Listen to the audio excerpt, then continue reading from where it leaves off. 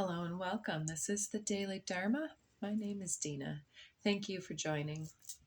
So, I've done a little bit of pre-shuffling and I have a couple of new decks I'm going to integrate over the next few weeks. Today, I think I'm going to use two new ones, but we're still starting out with the code cards.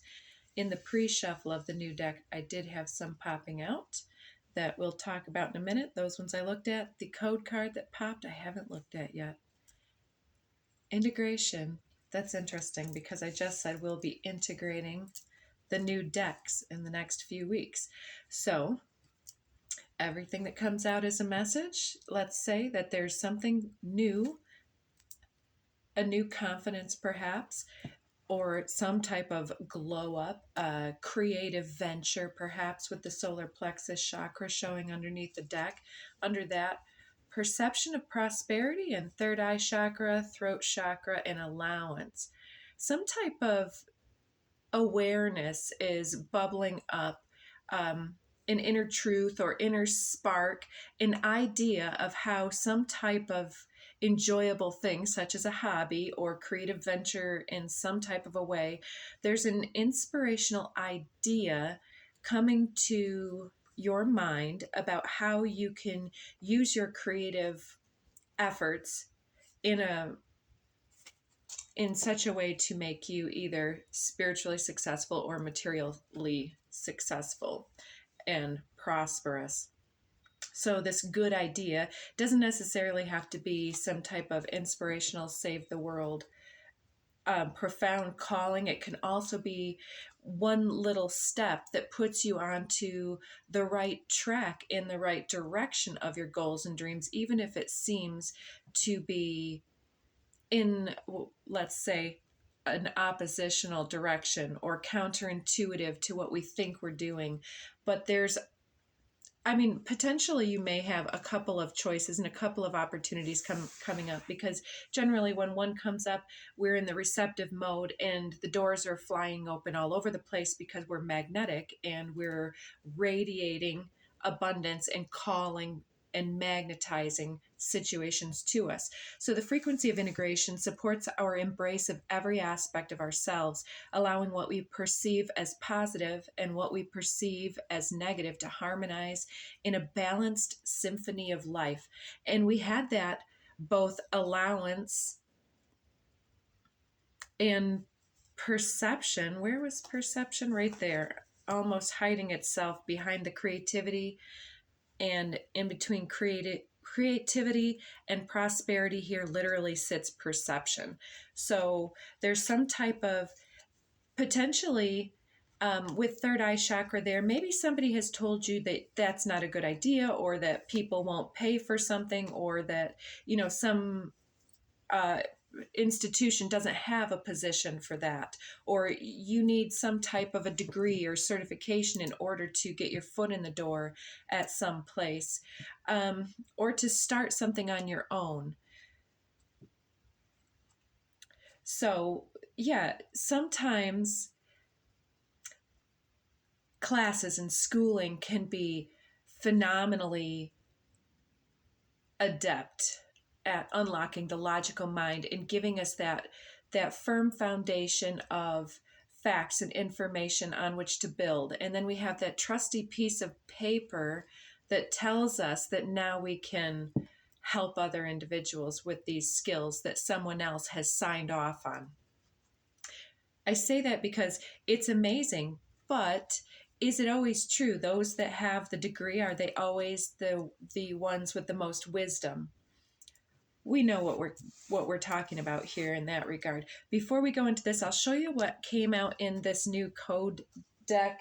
It's called Return of Spirit, and I was able to get my hands on six new decks from a friend of mine. This is by Cheryl Harnish, a 44 card oracle deck.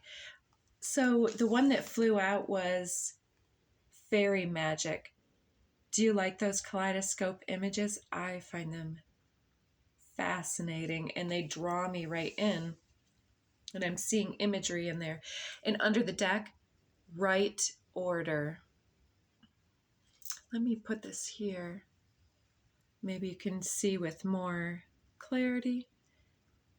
It's gorgeous. So to me, the first thing I thought of is something that's been kind of playing with me the last, excuse me there, cancel call.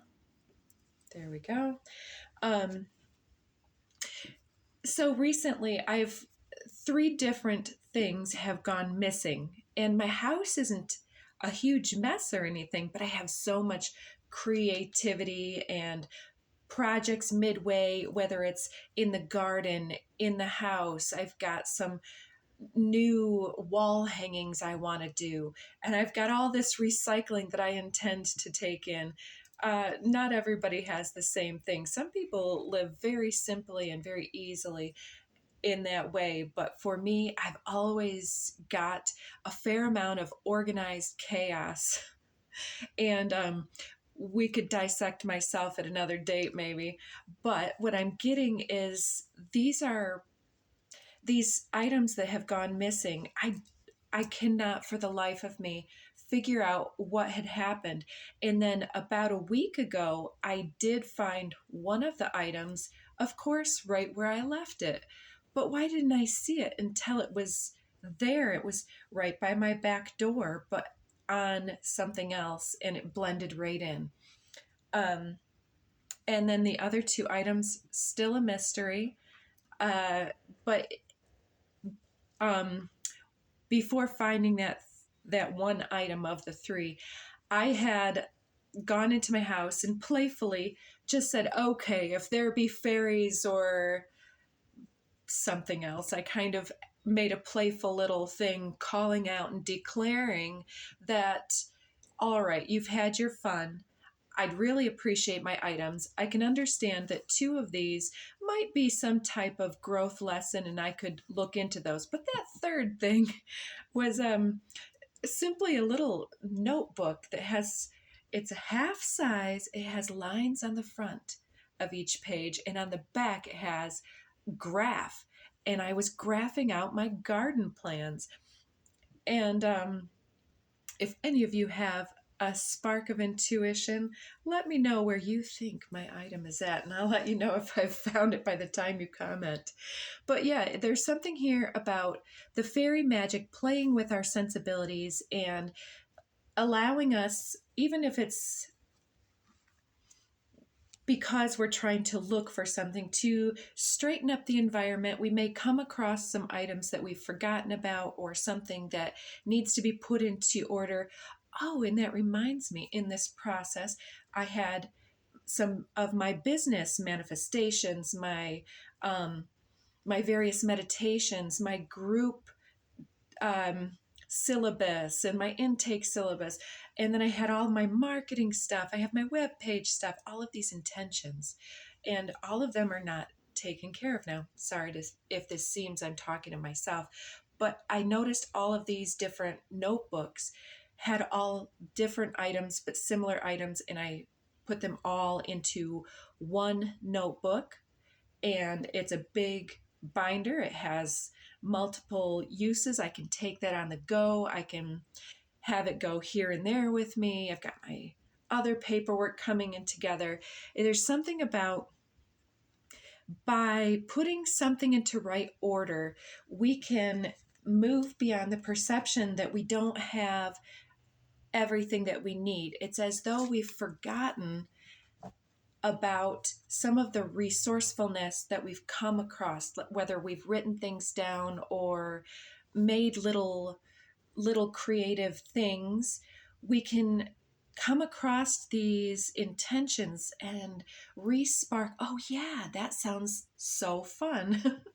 And so the second part of this fairy magic card is, I don't know all of the lore, but there's this book coming in. It was, I wish I remembered the name of it, but it was the Arthurian legends told through the feminine's perspective. And it went through many generations, and the one main character was initiated into the priestess magic. And as humanity and the collective became less and less magical, their place became more and more protected and shrouded and harder to reach.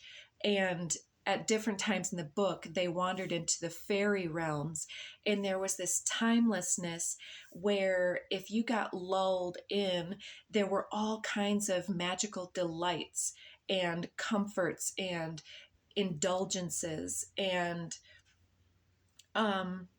they became intoxicated by the Fey magic in this way and almost lost, I mean, they lost track of sometimes, I think, decades, where then it was harder and harder for them to come back into consciousness. So, not that we're in that space, but that we need to perhaps guard against getting lost and losing track of things by putting some type of right order and integrating all of those beautiful gifts and skills and talents that we have, and having some type of awareness of our creative ideals. Yeah, and here we have the healing card on the back of the deck with heart chakra. That's what I was getting off of this fairy magic card. The fairy magic is almost like, why would we get lost in that? Is perhaps for a need to heal the heart, a sensitivity, a delicate, gentle nature that feels unbalanced sometimes by the collective, and goes back into self-healing, that hermitage up on the mountain as a hermit, away from society, or back into the fog, right behind the veil. But there's a need. We've had the emergence card recently. We've got integration. I'm feeling that this is the integration of our healing at a deeper level, is allowing us to put our life in right order, to be able to integrate our own magic into some type of healing gift or creative idea that's coming straight from the heart. And we're creating some type of timeless, transcendent quality. We're producing something that will last longer than our personal legacy is. I mean, maybe we will be associated with it, but maybe it's something larger than the individual, a collective, a institution that's led with the heart instead of with prosperity as the sole objective. Synergy. A couple more here. Crown chakra. Magic. Yes. Okay. So integrating our healing magic and our heart-based channel with heart, crown chakra, and magic here on the one angle. Integration, synergy, magic. It's the ability to apply our personal channel back into the collective in some type of a way. But it's almost like we've gone missing. We've entered into the fairy realms for some type of healing, but it's also been a time of our initiation into our own deeper magic.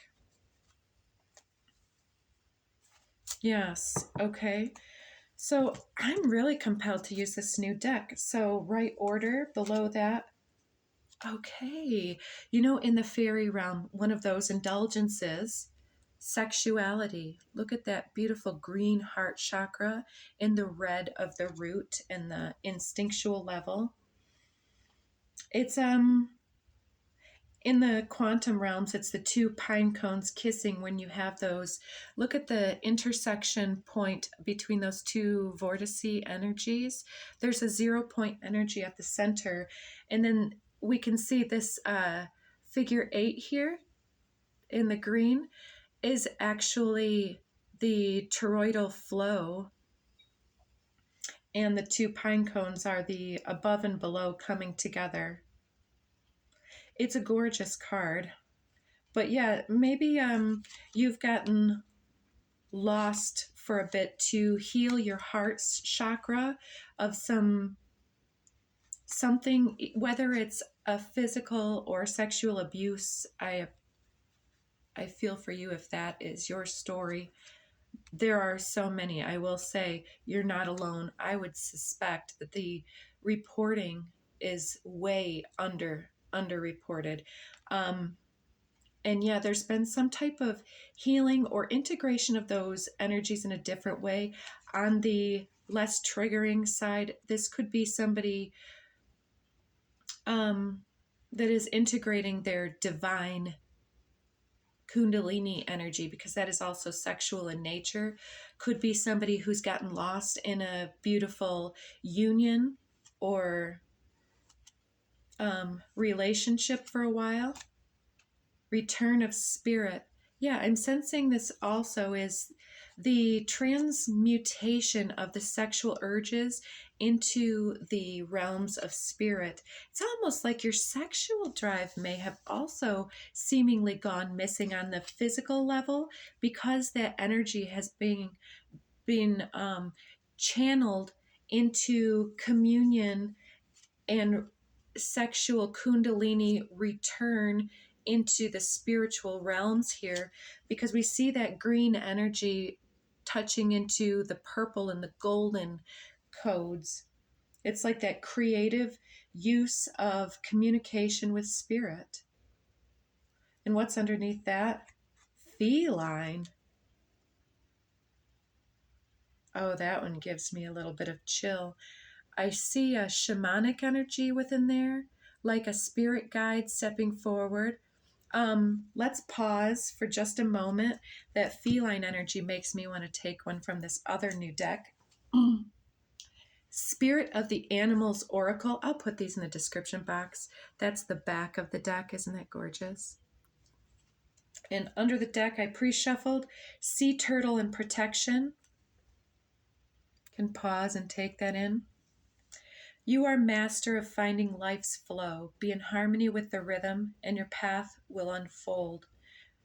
Persevere, and you will succeed. You have everything you need to be protected and happy. So let's get one more. That was our initial message. We are protected. We have all of the resources that we need. If we can open up our whatever organized chaos and start shifting through, something will be coming into our awareness. I sense I have some company here. Let's finish you up. Okay, we'll take that one. Still online. I'll be just a minute.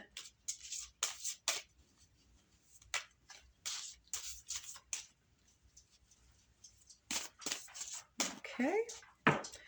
The one that popped out is Ram, Perseverance. You have many gifts. No problem can withstand the power of your mind. With patience, you can reach your mountaintop. Never give up, and good luck will follow. That's also reminding me to say that at the time of this timeless reading, we have the sun moving into the sign of Aries, which marks our spring equinox in the north and the fall equinox in the south, that equal day and night. And for us here, well, everyone, the sun moving into Aries signifies a time of reconnecting with the self and our needs and urges and desires, and perhaps our sexuality. In the north, our animal kingdom is all going a little bit frenzied as the sap rises in the trees and the animals begin to mate, because the seasons are shifting. So under the deck, there's that feline energy stepping forward for us. Tiger, fire. I choose to be unstoppable. My passion is my power. I am bold. I am brave. Mighty forces come to my aid. So protected, supported, and feeling powerful, energized. Let's put some things into right order here, and your creativity is going to have an ability to reconnect with the flow between self and other here. But first, it's as though we need to really summon those energies within and shift those energies into communion with spirit. Let's get just a couple more of this deck. We have the Violet Flame, healing with Saint Germain, perhaps. And we have Love. So connecting in those ways. All right. I am distracted now because my company came and is left. I'll get you just one oracle card to finish you up. Ever notice how it's easier to fall in love and be fallen in love with when you're busy? Thank goodness I'm you, the universe. In case anyone should ask, your heart isn't so large because of your wings. It's your wings that are so large because of your heart. Sometimes loving so much can be pretty heavy. Thanks for all you've shared, the universe. P.S. It's just another one of those nutty body algorithm things.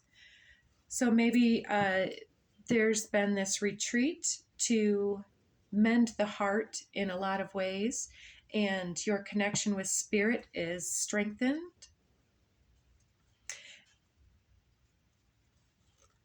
Forgive, it's not only about being right on the split. So yeah, there's a couple of oracle cards here. Let's get you one more. I just feel like it's just not finished. I don't know why. It's healing our capacity to love. Yeah, it's like we've gotten somewhat sidetracked, but the fairy magic, there's something, it's a lost and found.